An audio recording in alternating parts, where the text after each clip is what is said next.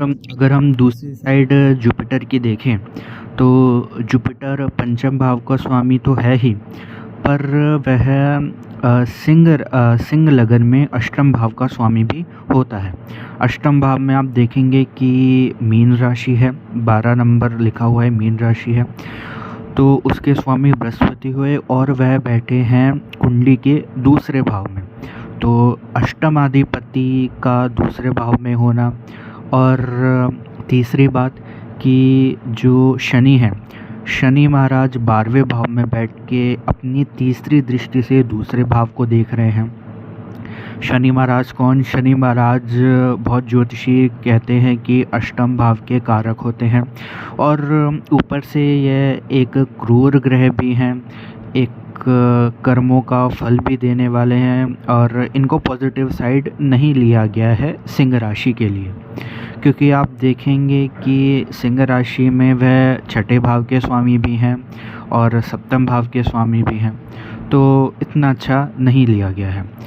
और तीसरी बात ये है कि राहु की आप अगर प्लेसमेंट देखें, वह कुंडली के सबसे ताकतवर महत्वपूर्ण केंद्र में बैठे हुए हैं, दशम भाव में।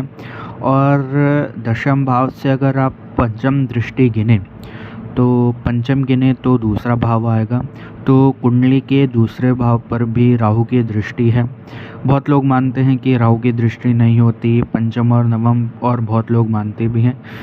तो अगर उस हिसाब से ले कि राहु की पंचम दृष्टि दूसरे भाव पर आ गई, जुपिटर पर आ गई, तो वाणी पर आप देख सकते हैं कुछ अच्छा खासा पॉजिटिव प्रभाव मुझे नहीं दिखता, क्योंकि अष्टम भाव के स्वामी का दूसरे भाव में होना, शनि की तीसरी दृष्टि वहाँ पे होना, राहु की पंचम दृष्टि होना, बहुत सारे नेगेटिव ग्रहों का दूसरे भाव पर प्रभाव होना। एज अ रिज़ल्ट पूरी दुनिया जानती है कि डोनाल्ड ट्रम्प बहुत बड़बोले किस्म के इंसान माने जाते हैं। वह कुछ भी बोल देते हैं और किसी को भी क्रिटिसाइज़ कर देते हैं। कुछ बोलने से पहले सोचते नहीं हैं। क्रिटिसाइज़ करने के मामले में वह सबसे आगे होते हैं।